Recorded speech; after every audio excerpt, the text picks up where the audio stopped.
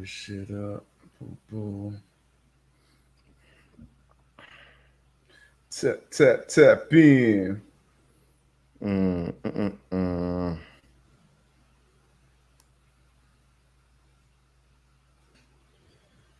we ain't seen the people in a week. Yeah, we back at it. Get to the bum. Out here, man. The man pod, we back. What's going on?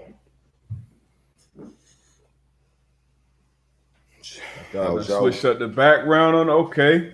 Yeah. Got the Lombardi back there. Okay.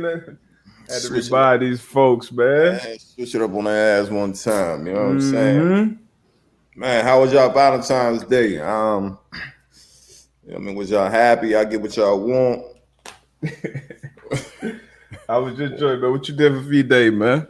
I ain't do nothing, man. You know, I ain't big on a V-Day. You know what I'm saying? Obviously, with baby girl though, got baby girl some flowers, and got little man some a card and some candy or whatever. So yeah, we kept it light. Kept it light.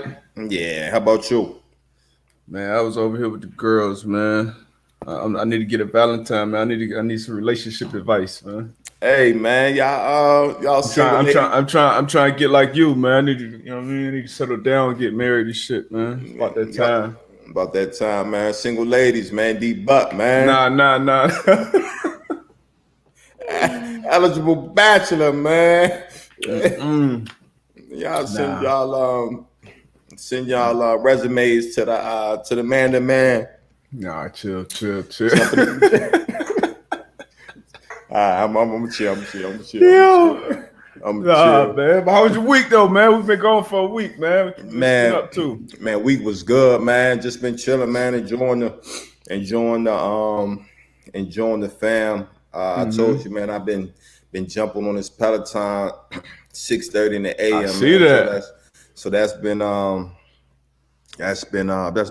good look, man. Shout out my dog Kendall Langford, Justin Durant, man, and a couple other guys, man. We get on there, man. Good competition with some good. Y'all on that 6:30 in the morning, right? Yeah, 4 days a week. Were you ever a stationary bike guy before? Never. I guess before retirement. Never. I was never stationary anything. Like I hated the treadmill. I hated the bike.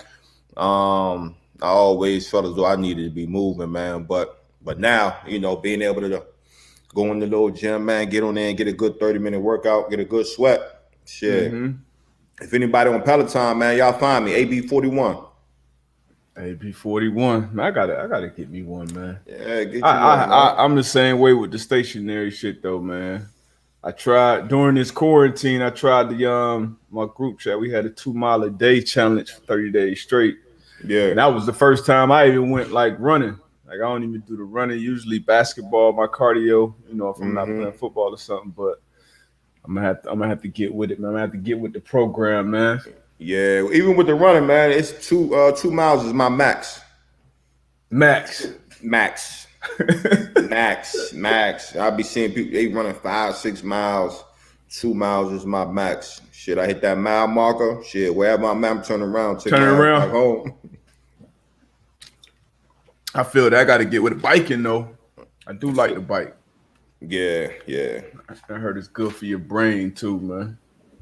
Good for your brain. What else been going on, man? We had our first Sunday yesterday without football. Oh, it was a lot of sports, so I got to get caught up with basketball, man. I ain't been watching basketball like that. I usually don't until football season over. I'm getting back into that. The Daytona 500 was on yesterday. Bubba Wallace was out there driving the MJ car. Michael Jordan and Denny Hamlin. I think they co-own the who he driving for. I don't know if I get in the NASCAR. I'm gonna keep it real with you. What other sports you been watching though, man? My dog done fell out. Hold on. My Wi-Fi tripping again. Oh, Teddy Riley. Come on, man. You got the new setup on us. You got the new Versus set up. You can't have the Wi-Fi tripping. But yeah, man, been catching up on this NBA news and this NBA. Zach, are the Heat gonna figure it out? Man, it ain't looking good, man. Look like we kind of fell off our bubble high. You know, we was hot in the bubble. Obviously, got to the finals. But like I said, I got to start watching. I haven't been watching as much. So once I start watching, I figure out what's going on, what needs to be changed. I have been watching like if the big games on. If you got like the late, what's the last two? I watched the Warriors Nets game. I watched AD just got hurt last night, and I know Lakers. I think they're 2 in the West right now. Jazz been running the West. I don't think they'll win the West though. You know, they've been on like an 18-1 or some crazy streak. But, you know, teams get hot, but once you get in the playoffs, man, you know, shit get different. And Bron's still over there. I still like the Nuggets. Jazz, they looking good right now though. So I can't take nothing from them. So I saw Mike Cringe's ass. And I've been seeing a lot of people. I think Kendrick Perkins said the other day, you know, if the Lakers don't win it, the Jazz will. I can't buy into the Jazz right now. I just can't do it. I know you hot, but this regular season, it's different. Van Albright, shout out to Van, one of the OGs, one of the man-to-man OGs. Watch out for the Nuggets. I like the Nuggets. You know, my man MPJ just got bammed on last night by Kuz. Hey, box out, man. Box out. All right? Gotta go back to the fundamentals, man. Yeah, I missed that bubble high too, man. The Heat, man, you know, obviously that's my squad since '89. But I haven't been watching Australia Open, Ashley. I have not, but I did see yesterday. Two things I saw yesterday. One, Serena Williams still dominating. I think she's 39 now. Let me see. I think she's 39 now. She's been a pro. She's been a pro since I believe 14. Beat the 22-year-old Sabalenka. But 23-time Grand Slam winner. Serena's still doing it at a very, very high level. Obviously, after Tom Brady won his 7th Super Bowl, you know, everybody's, you know, is he the GOAT? Is MJ the GOAT? Who's the all-time GOAT? And obviously, Serena plays an individual sport. You know, they go double, so that's somewhat a team sport. But once you talk about the GOAT of sports, she got to be in the conversation. So I understand her not being in the team sport conversation. But Serena, what she's been doing for such a long time, man, is beyond impressive. Beyond impressive.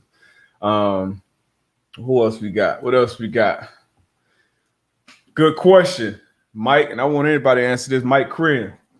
Who has the best chance to beat the Nets in the East? Man, I know you guys have been watching more than I have, but I feel like for the Nets, and I believe Andre Drummond, they just benched him, and not benched him, but I'm confused honestly by the reports that I've seen, but I saw his agent was saying that they were going to stay with the team as they shift to Collins being a full-time starter for the future. I'm confused what's going on there, but if Drummond somehow gets moved to Brooklyn, I don't think anybody got a chance over there. They just got to start playing defense. You saw Kyrie and Harden had a conversation about their different roles.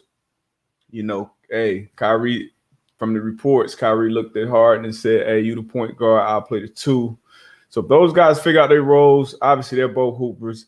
You still got Greek Freak over there in Milwaukee. They always have a great regular season and fold in the playoffs.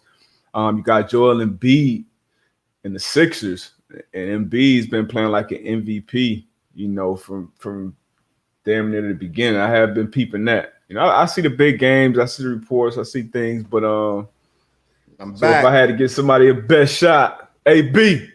I'm back, baby. Got your Wi-Fi back, Man, we good money, man. That shit crazy. But yeah, one of the questions asked, Mike asked, who got the best chance in the East to beat the Nets? I know you haven't been watching much basketball yet either. Mm-hmm. But I guess obviously, you know, Embiid, I think Philly's number 1 in the East right now, actually, if I'm not mistaken. But Embiid, Embiid been balling. He's been hooping. What I've been seeing, he's been balling. Mm-hmm. I'm thinking, I don't know what's up with Boston right now. Tricking it off. Boston about to get broke up after this year, man. I believe it. They about to get broken up after this shit. Coach might be out of there too. The Nets, Philly. I don't know. Who else is? I mean, Miami. They've been battling. They just now getting a lot of their players back. Yeah, Miami. We struggling down there. You got. I mean, I'm gonna give. Obviously, I think the Nets they're the favorite. You know, it's just gonna be about them being healthy and playing together. I feel like KD out every week with something, either COVID related, injury related, something. Yeah. But once they get going, you know, they figure out their roles and shit. And if they can get Drummond on that squad, I think they'll cruise out of the East. You got Philly who's been balling, and then Milwaukee. You know, you got Milwaukee. Drew Holiday came over there and joined the Greek Freak. Chris Middleton, they always, like I said, have a fantastic regular season. It's always folding in the playoffs somehow, some way. But I think it'll be out of those 3 teams. Yeah, but no question. I think it's gonna be the Nets, man. It's scary with KD, Kyrie, and James Harden, and obviously even the way James Harden is playing, not taking a whole bunch of shots. You know, obviously you seen Kyrie came out and was like, "Look, James Harden's our point guard."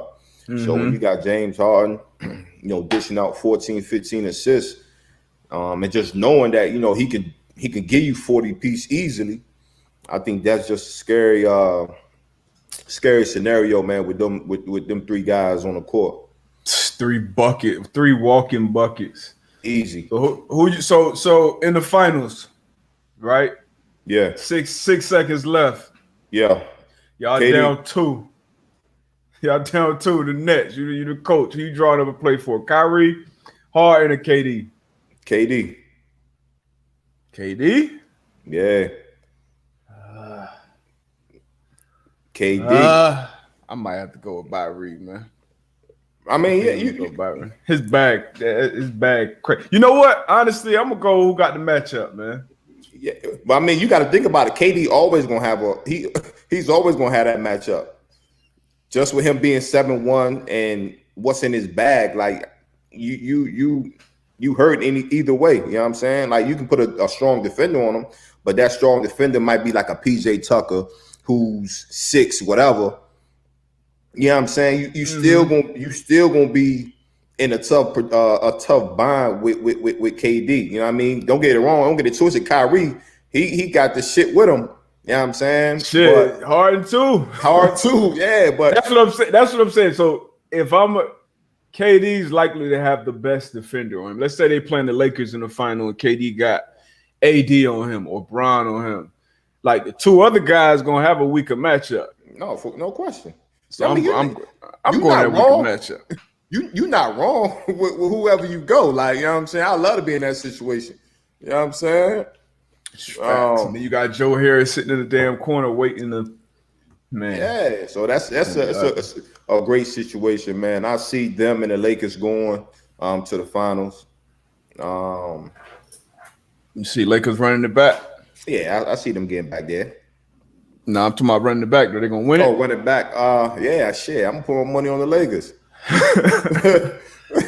So So the Jazz got no chance to upset them. Coming out of that way. A lot of people are hype on the Jazz right now. Obviously, you got the Clippers over there. You got the Nuggets over there. Man, look at here. I'm tired of the Clipper noise. I'm tired of that noise. And the Jazz, of course, they got a chance. You know what I mean? If you lace up your shoes, you got a chance. But I don't see them doing it in a 7-game series. Nah, I respect it. Yeah. I respect it. Now with LBJ, he's still playing at an MVP level. High level, man. High level. Damn, what y'all say? High level. So, Anthony Gaines, the Bucks, nah, not at all. Stop it. Stop it, AG. Not at all. And he said AD Achilles might go. He said the Jazz. Nah, AD Achilles, he got some I believe Achilles tendonitis. And I dealt with that before. Number one, he definitely, I think, should change them shoes, go to them high top Kobe's. What he be rocking? I don't know. It ain't them high top Kobe's. Ain't nothing like them joints. I actually still hoop in them joints to this day, just because that Achilles, man, that's something you got to protect. And obviously, it's all connected, as you know. All that whole posterior chain is connected from the hamstring down to the calf, down to the Achilles, starts in your hips. So he just got to get on top of that and obviously getting top notch medical care, but. How can you got to take care of that Achilles? Yeah, you got, but you can't protect it though. It's no like. I mean, you can be preventative as possible. Making sure like I said, that whole chain is operating and firing properly. Because certain things are supposed to fire before other things. So making sure that's on point. Making sure things are massaged, stretched out before the game. All that stuff that I'm sure he's probably doing. But as you got to think too, they got a very what they had 71 days in between, the end of the season and the start of the season. So obviously he logged a lot of minutes, play at a high level. So if he does get hurt and let's say missed the playoffs or something, you know what I mean? If something does happen, you gotta take a look at the NBA and be like, come on, man. I know I'd be hot. Yeah. And it's tough, man. I can only imagine running up and down on that hardwood floor, man. You 7'1". I know that shit take a toll. That take a toll, man. So you definitely, like you say, you gotta be preventative. Gotta and like you say, I know they do put a lot of money behind that. Self-care.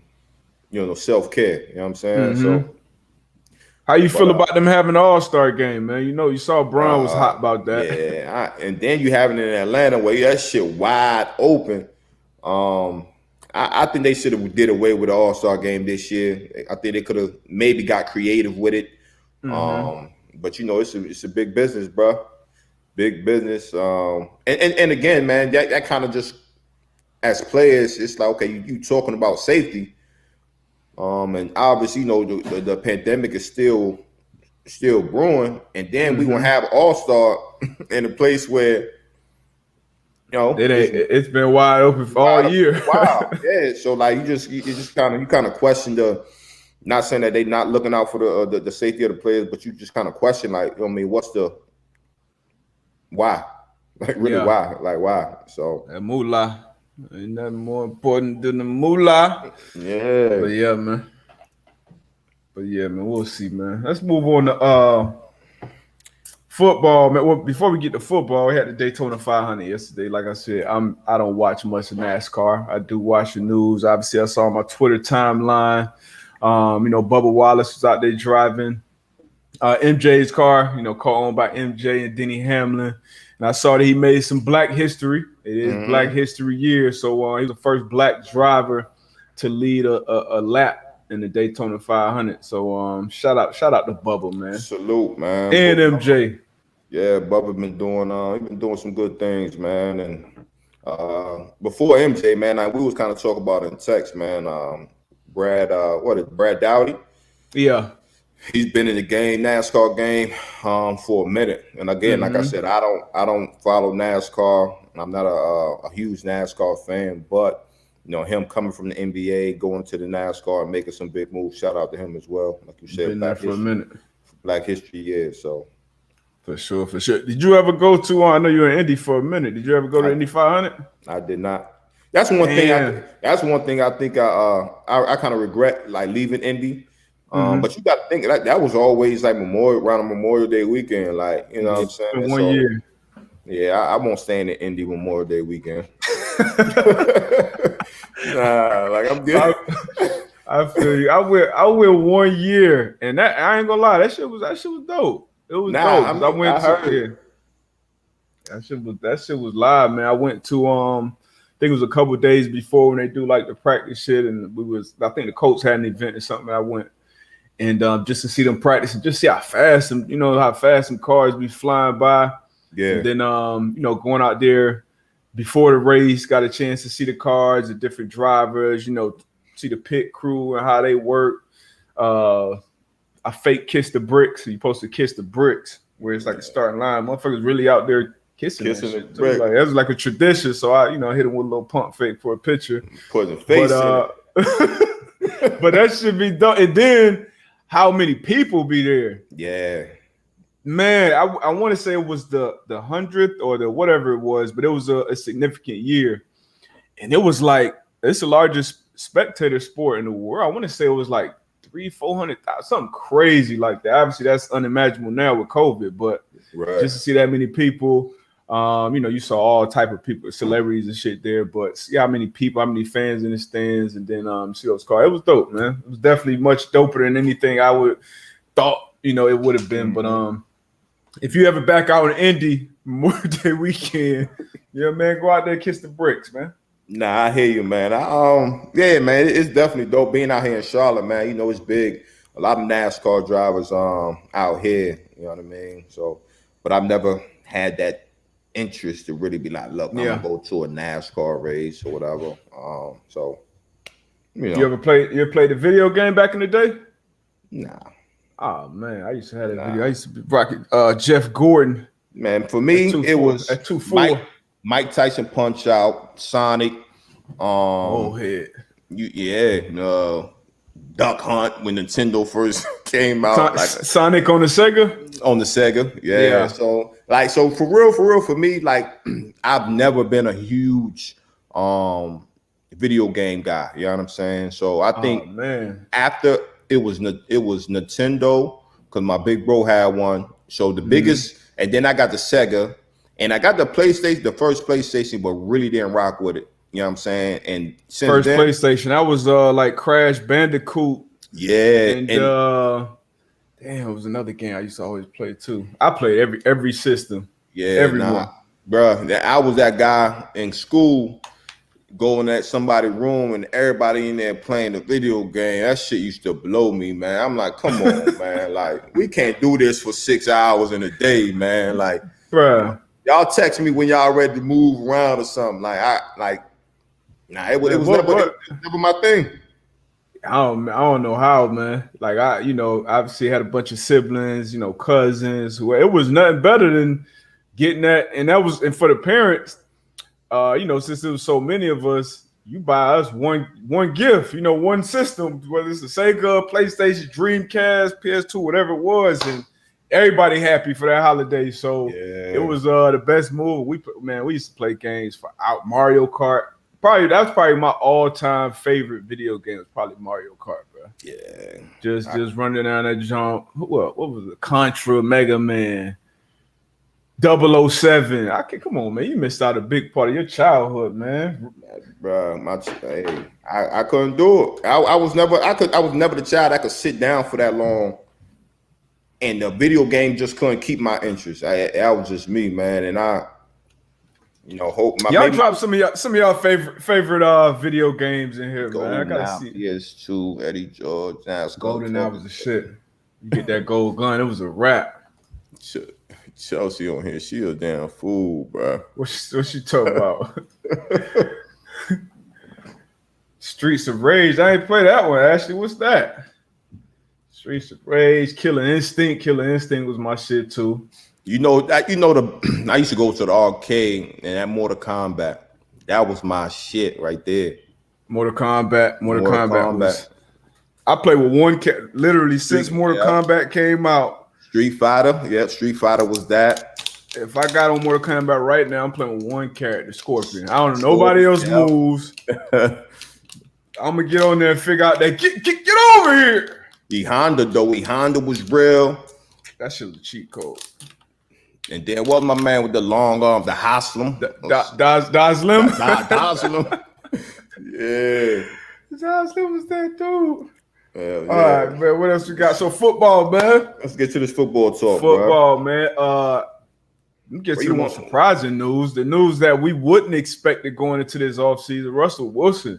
Russell Wilson, some feathers being ruffled over there after his who did he have to sit down with? I can't think of the name who he was talking to, but he was asking questions about did he have any input in personnel, and then he was talking about he was upset getting hit as much as he has been, which I think some of that's definitely on him. But how you think that whole situation gonna unfold? Man, I don't think nothing happens this year, but how you think that situation gonna unfold?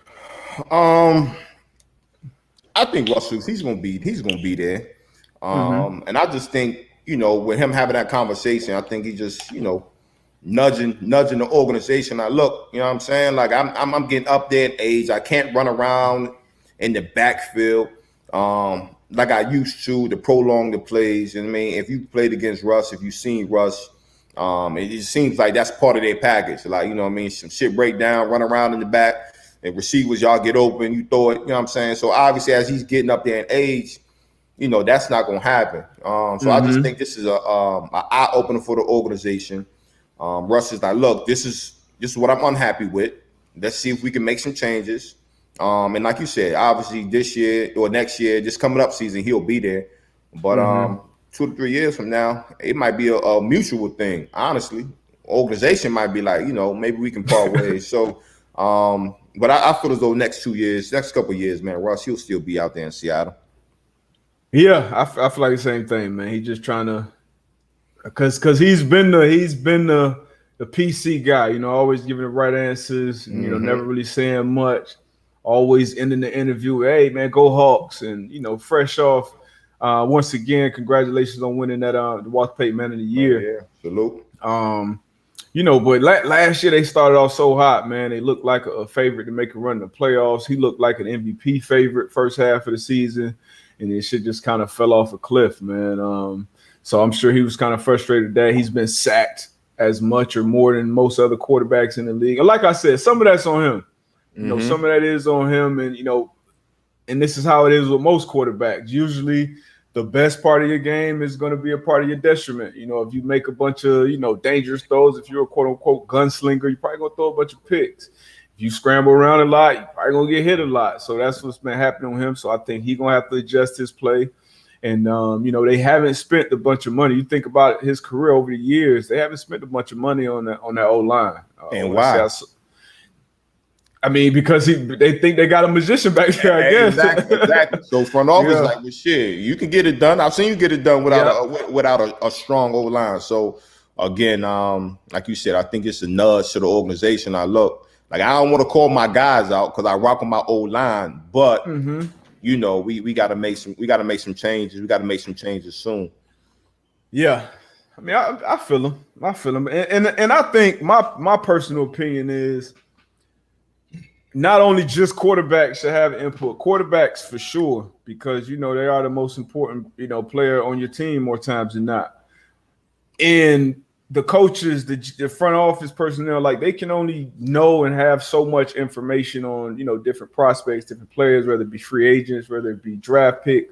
Like the players in that locker room know a lot more about these players than those guys do. So if I'm bringing in a guy that maybe you played with on another team or another organization, or maybe you was in a division with a certain guy for 4 or 5 years, and we think about bringing him in as a free agent, like, hey, AB, what you think about this guy? You know what I mean? Like, what you think about that? How was he, blah, blah. Like, you're going to have different intel than other people going to have just because they can't have that. I could turn on the film and get as much as I want out of that, but I can't get what AB can give me, what Darius can use. So I think, these decision makers got to get more input from, more guys in their locker room. It's a smart thing to do. Like, you know what I mean? Why wouldn't you? And then you not necessarily making the decision for him, but get as much intel as possible, man, and make, educated quality decisions, man. But, quarterbacks getting hot, man, and they kind of flexing their muscle around the league. So, I don't know. I like it. As a decision maker, though, so when you saying, you getting this intel from players in the locker room, like, is it players from number 1 on the roster to number 60, whatever, 70 or whatever? But and then as a decision maker, like you said, like not saying that, I'm gonna ask this person, I'm gonna run with what they saying, but obviously, the more that the better. So as a decision maker, are you just going to those guys that that's been in it for a while? They come to work, they're serious about their craft. Are you just going to those guys, or are you going to like 1 to 70, whatever? I'm going to the guys that and as Pat would say, situations are situational. But so I'm gonna go to guys who are part of the future, or who I see as part of my team. Guys that have been there that kind of know what the quote unquote culture is, right? So you would definitely be one of those guys, regardless of the team, because you've been guys that been around the league, know how things operate, and also guys who, I can trust them. You know what I mean? If somebody come ask me about somebody that I know that I have some type of history with, like, my name is on the line as well, so I'm not gonna go out here and tell you, oh yeah, bring him here. That's that he the best at this, he the best at that. He do it. Nah, I'm gonna give you the real about it. Now. I'm not gonna hate on him. I might not give you no information that you don't need to know, but I'm gonna give you a real answer, because if I give you a bullshit answer and that guy get there and he's nothing that I said he was gonna be on or off the field, your word is trash. Exactly. And you know how small that circle, how small that fraternity is. So I wouldn't put my name out there like that. So somebody you can trust, somebody that know how the business is, and not necessarily, player from 1 to 60, but it could be a situation where it could be the 50th man on my roster, and I may be trying to bring in a special teams ace or something like that. Yeah. He may have history with him on another organization. They may have been college teammates. For instance, when we signed C.O. Moore in Indy, I don't think you were there anymore, but I was in college with C.O. for a couple years, and I had been in Indy for 4 or 5 years at that point. Like, that would be an easy, hey, what you think about C.O.? I know you play with him in school. You know what I mean? Just that type of conversation. We traded for a guy, big time trade. And everybody was excited about it. And then, make a couple calls to some players at the organization that he was traded from. Then, you get a different opinion about what's going on. So just things like that. I think it's negligence to do otherwise, but you know what it is. It's ego. It's things like that. So, but if I'm in that chair, it's another thing I'm going to do different. Nah, for sure. I've been on the side where I've gotten phone calls from numerous amount of coaches, but it's just been a little different where it wasn't the decision makers that the team I was currently playing for. You know what I'm saying? So, it'd be like when free agency comes and, a GM or head coach will call me like, hey, I know you played with so-and-so. What type of guy is he? You know what I'm saying? Like, how is he in the locker room? How is he in the meet room? And like you said, like, the first thing that go in my mind is like, I want this dude to eat, but they're calling me for a reason. They're calling me because they trust my opinion. You know what I mean? So I got to give it to them 100. Like you said, I'm not gonna hate on the dude, but the less I say, probably the better. You know what I mean? Exactly. In certain situations, like, look, he gonna play hard. You know what I mean? He gonna play hard for you. You know what I mean? Yeah. But then you got some other situations. Be like, look, this is a guy that you need in your locker room. It's a guy that you need in your DB room, in your linebacker room. He's gonna make your team better. You know what I mean? He's gonna make you better as a coach. And if you're not ready for that, where he's gonna ask questions and he's gonna demand a lot out of you, then there might not be a guy that you want to be in your room, because you're gonna be sweating bullets every time you walk in there, because you gotta be on point with your shit. So. I agree with you, bro. I agree with you. Like, definitely ask those questions, because at the end of the day, you bringing a soldier into your platoon. You know what I'm saying? Yeah. So obviously, if your platoon not clicking on all cylinders, you know what I mean, it's gonna be a missing link somewhere. So if you can definitely ask your guys their opinion, I'm 100% with you. Yeah, because it's a lot more than what's on paper, man. There's a lot more than 40 times, it's tackles and stats, picks and stuff like that. Like, we know a lot about these cats. So, it only makes sense, man. It only makes sense. Who else we got? D. Watson, JJ Watt, they let JJ Watt. They gave him his walking papers, but he was on the books for 17 this upcoming season. Obviously been banged up, a bunch of these. He didn't miss a game his first 5 years. Last 5, was banged up. I want to say he missed 32 games overall. So I think they were probably going to move on from him regardless. But he asked for his release. They gave him his release. Where do you think he'll be a good fit? Reports coming out. It's about a dozen teams interested. Where do you think he'll be a good fit? You think he got a lot left in the tank? Yeah, that's good, man. My fault, little man interrupting. No, that comes first.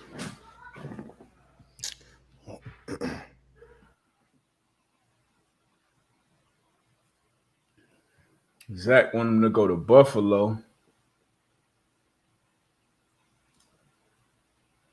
Jack wanted to go to Buffalo. I think. What do I think, JJ? JJ obviously got some ties to Wisconsin. That's where he went to college. That'll be big. Got those two guys off the edge. I think he'll fit in there. I think. Where you think JJ could end up? Where you think he should go? You think he got a lot left in the tank, AB? I think if you get him around, you get him on the front, but they got some other pieces. I think he could definitely be a problem. Like you look at Sue down there in Tampa Bay. Obviously he wasn't the player that he was in Detroit, but shit, you got JPP on the outside, you got Shaquille Barrett on the outside. So Sue, he does is he makes it happen in the middle. So JJ Watt, man, I would love to see him going to Pittsburgh with his two brothers. I think that would be dope. That would be dope. Yeah. DC. Oh man, DC, that D line already. Oh yeah. Already treacherous. But I think he's gonna definitely want to go somewhere where he got a real shot at winning the championship. Mm-hmm. So obviously that's gonna X some teams out. Justin, that's gonna X the Jets out. Sorry. Browns could be a couple pieces away from making a run, so that potentially. I don't think DC. What about Indy? I heard Indy, like they got the money. They got the money, and then you bring him in there. He don't have to play a bunch of snaps. You got D-Buck in there. You got some guys with that rotation. And as you getting up there in years, and especially playing that position, shit, give me 30 snaps a game. And give me 30, 35. Yeah, my 30, 35 snaps a game. Them gonna be some high quality snaps. And I feel as though JJ Watt he'll still give some guys a problem. You know what I mean? Oh, facts. So I think that could be a good situation. You know what I mean? Yeah. I think it's gonna be a team. Like I said, I think the most realistic possibilities are Green Bay and probably Pittsburgh. Yeah, and if you get Pittsburgh, if you get to Pittsburgh, obviously Pittsburgh fell off last year. But they started off hot, especially that defense started off 11-0, so they got a chance. So I think that'll be a quality move. But JJ White, I feel like he's done things the right way. Obviously, did a lot for Houston. What stands out the most for me was that year he won the Walter Payton Man of the Year. That was actually the year I was in it, 2017, and everybody knew who was going to win it that year because he raised $40 million for the city after the terrible hurricane. Yeah, so. Shout out to him, man. And on the field, he was one of the most dominant forces that I saw, throughout my team in the league. So, I hope he lands somewhere where he got a chance to make a run and, get the best out of, the tail end of his career. And salute to Houston, man, for doing something right for once, man. Gave that man his release, man. Gave him his papers, man. Then try to hold that man to anything. Well, obviously, it was going to have to be some restructure or whatever the case may be if he would have stayed, but. Gave that man his papers, gave it to him early enough so he can kind of figure out his options. So salute to Houston, man, the Texans, man, finally doing something right. Shit. Yeah, I give him a baby salute. I don't know if I give him a salute. I give him good shit. Yeah, I give him good shit, fella. Good shit, man. But what they gonna do with D. Watson, man? Free Watson, man. Somebody asked in the chat, is Watson the quarterback that everybody making him out to be? Marcus the Priest. Is D-Watt as elite as the media makes him seem? What's your opinion on D-Watt? He's elite, man. He's elite, man. And I don't know, you watch it. You watch him on game day. You watch him on film. He makes plays. And he actually makes the guys around him better. And that's what you want from your top player. Again, we go back to them trading D-Hop. Top 3, top 5 receiver in the league. And you look at D. Watson numbers, he still put numbers up. You know what I mean? Yeah. And again, led the league in passing this year. Yeah, I think. He makes his teammates better than him, and he's done it the right way. On and off the field, man. I think he's elite. Facts. He's elite, and you can't take that away from him.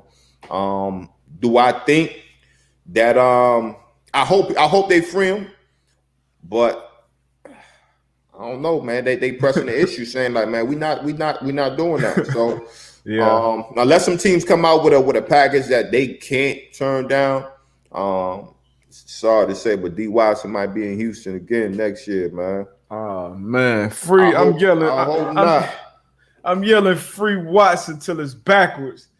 But I mean, it's hard to see him move, like you said, unless they offer a deal that they can't refuse. But as a GM of that team of the Texans, I mean, how do you go forward? How do you go forward, create the culture? You're the new GM there, you're the new head coach there. How do you go forward creating that culture there, a winning culture? Ultimately, that's what you want with so many moving parts. You know, lost the president, you lost the head equipment guy who Watson was close with. We know how, you know, that may not be a big issue outside of the building, but inside of the building, that's a big issue. The PR lady, I forget her name, I think it was Amy. And that Watson, he's been adamant. He's been digging his heels in about not wanting to be there. So if I'm the GM, if I'm the head coach, how do you create a winning culture with the main guy, the best guy in your building, not wanting to be there, your franchise quarterback? Like, how does that dynamic even work? I know they got him locked under contract, but man, again, I think we talked about it a few weeks back, man. Like, and obviously D. Watson, he wants no parts of it, but you gotta have a sit down. Whenever he calms down or whatever, and he's willing to sit down and have that talk. That's first and foremost. That's what you got to do. You got to get D. Watson somewhat on your side, and if that's the quarterback that you want, the quarterback for your franchise, you got to let him know what your plan is. You got to let him know what your plan is, and you got to, he won't even pick up the phone. No.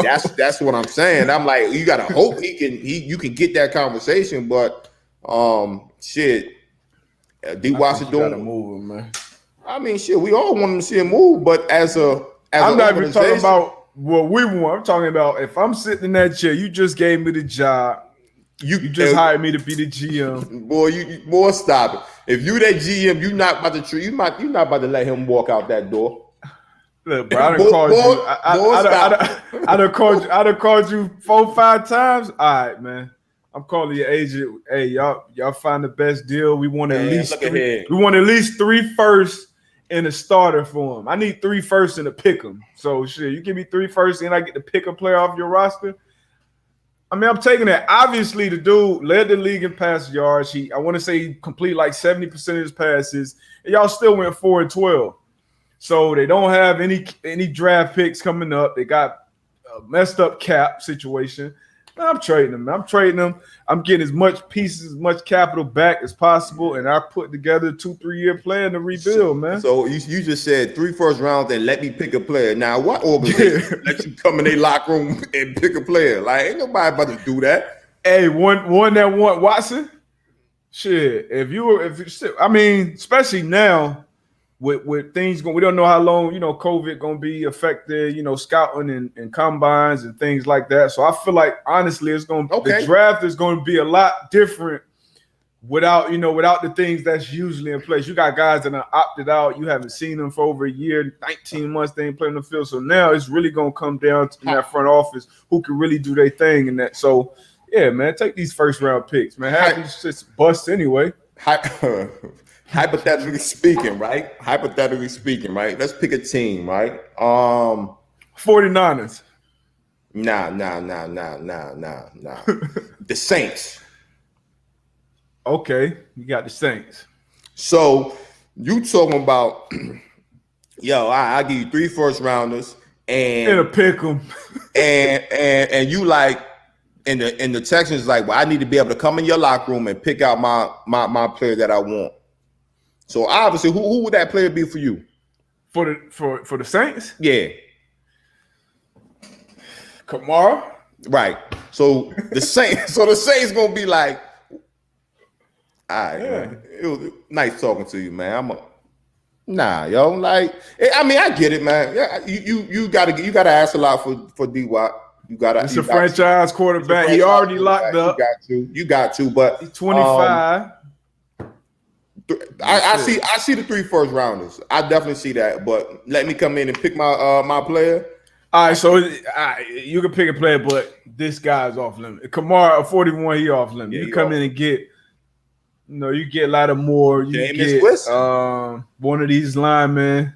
Jameis could be Jameis. You know what I'm saying? Like that could work out. Like Jameis, like 3 first rounders and Jameis, we could do something. Jameis with the LASIK too. Talk about it.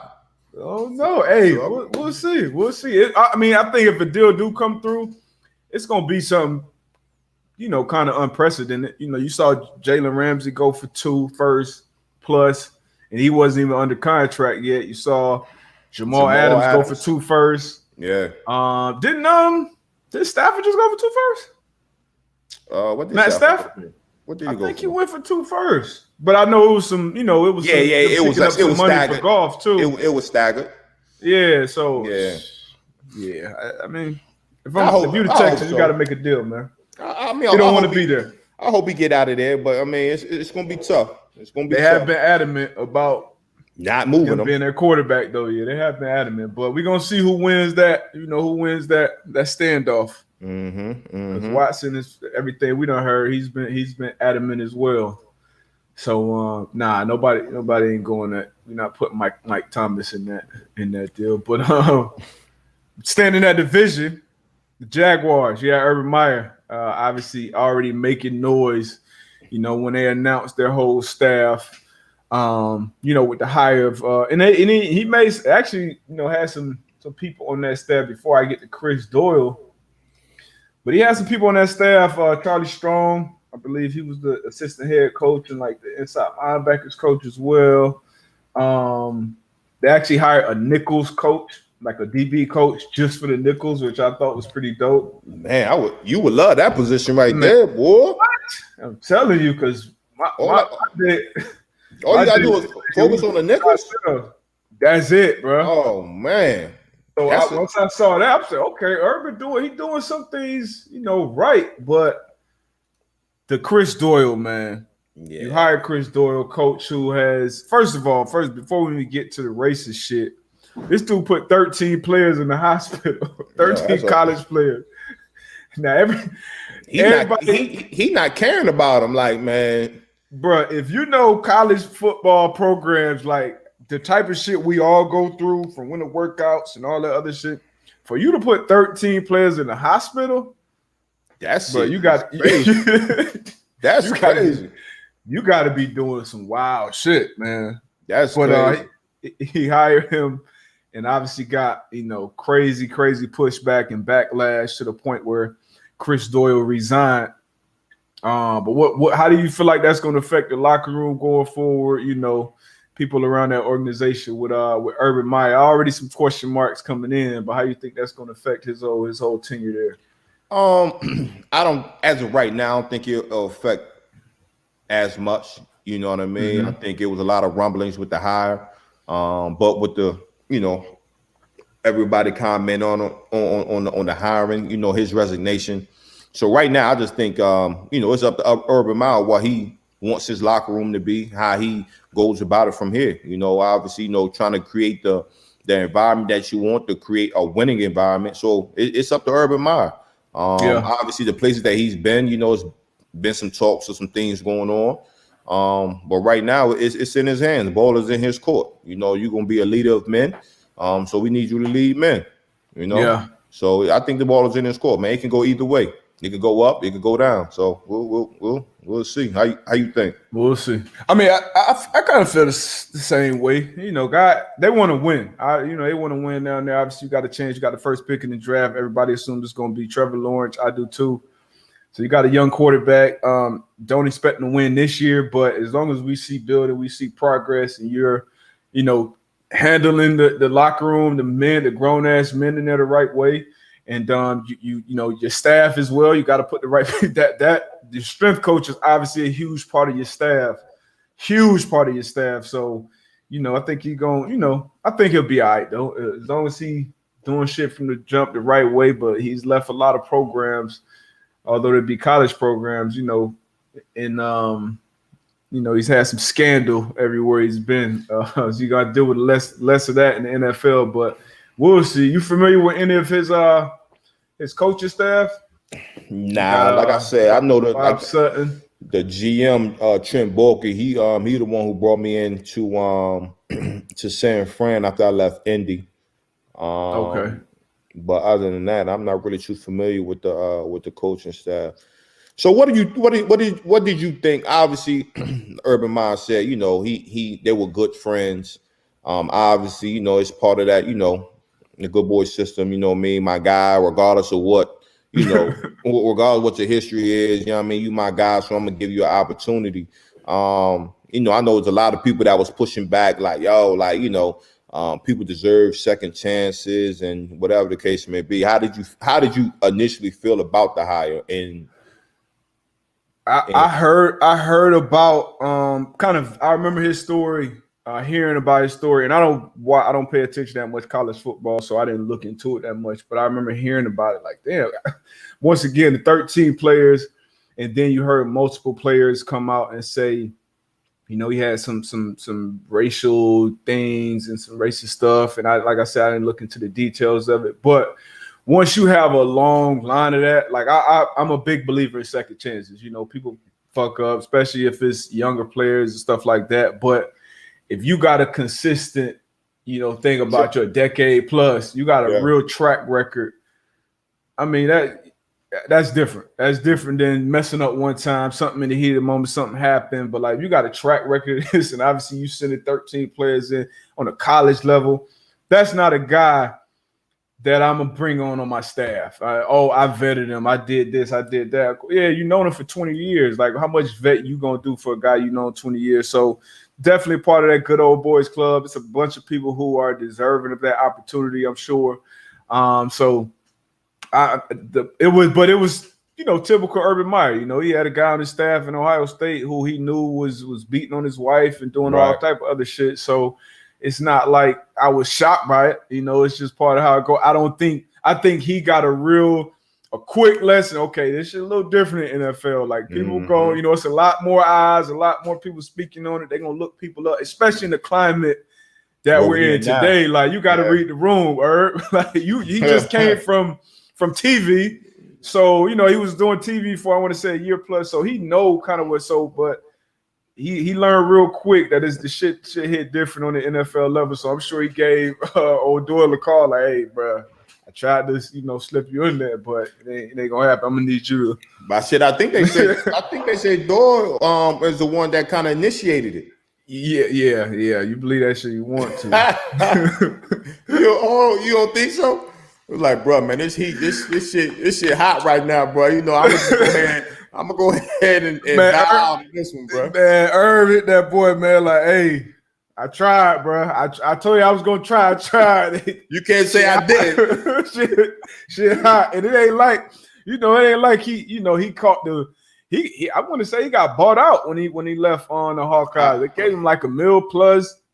You know, he got out, and then he was about to land on his feet back in the league. So I know Doyle he wasn't gonna chalk it up that easy. Herb probably hit him, hey, I'm gonna try to sneak your head a couple years down the line, bro. But shit hot right now. Yeah, that's crazy. That's crazy. Man. But somebody asked, is Trevor Lawrence that good? So I actually saw Trevor Lawrence before I even knew who he was. He had to be probably 15, 16. I went down to one of Cam Newton's 7-on-7 camps, and I remember this tall white kid, long hair, and he was out there.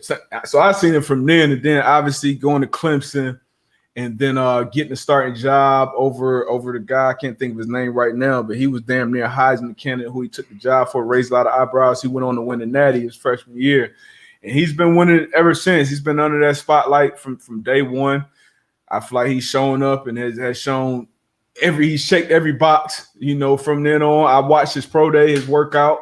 He having off-season, he having surgery right now on his non-throwing shoulder, but I think he's everything you want out of a number one prospect at the quarterback position. Obviously, you know, different things happen to different people once they get to that NFL level. I was just about to say that. I can't just assume that he's gonna get to the NFL and be that same guy. But if I'm in that chair, like, it's an easy pick for me as far as the number one quarterback off the board. I mean, he's a clear-cut number one favorite in my opinion.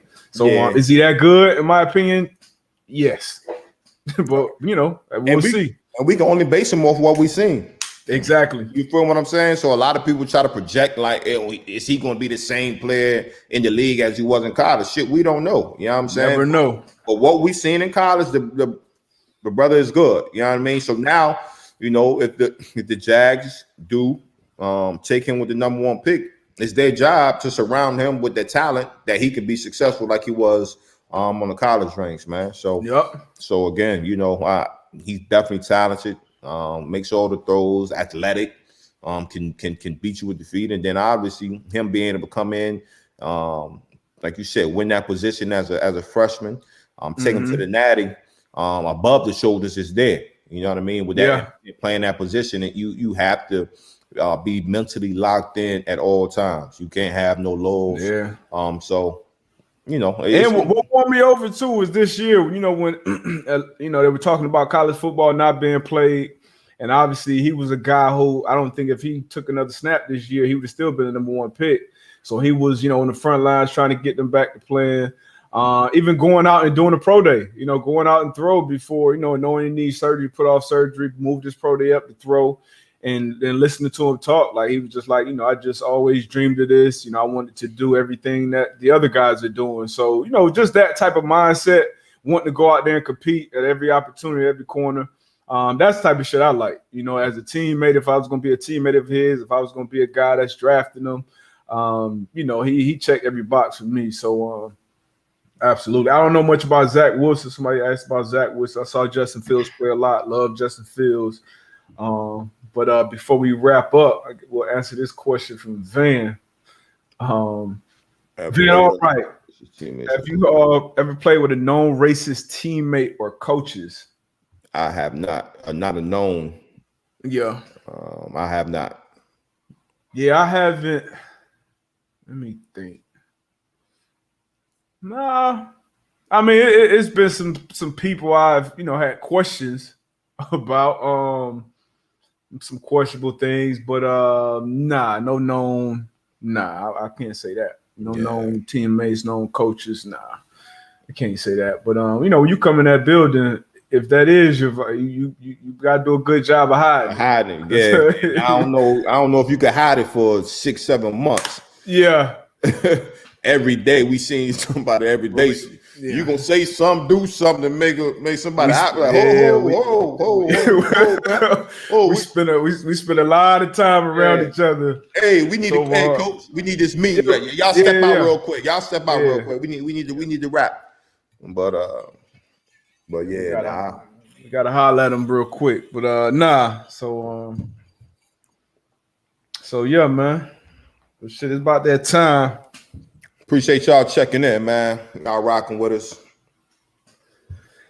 Definitely, man. Definitely. Much love, man. Enjoyed y'all as usual. We ain't even get to tap into our homegirl Serena, man. Next time, I definitely want to talk about that, man. Yeah, I spoke on a little bit. You did when I was off. Teddy issues. My Teddy issue. Damn, my fault. I was watching that Australian Open yesterday, man, and my guy. Hey, shout out my guy Lauren, man. He about to send me some tennis rackets, man. I'm about to get my tennis on, man. I'm about to get my Andre Agassi. And that's a good workout. Yeah, I'm about to tap into it. Yeah, man. My Arthur Ashe. Oh, we want to answer this question too, even though my camera off. We still got the audio, still got the pop. Hell yeah. How you say this name? Culinary sports. Do white and black players really build a brotherhood in the locker room? Hell yeah. 1000%. That's why we go ahead, bro. Now you got it. Now that's what I was just saying. That's why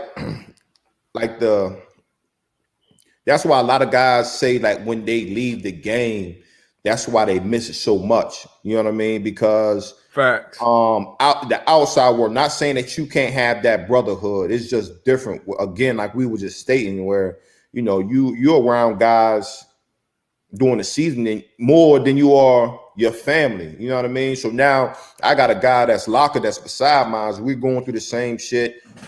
We sweating. We taking the same L's, and I'm sitting here with him, and I'm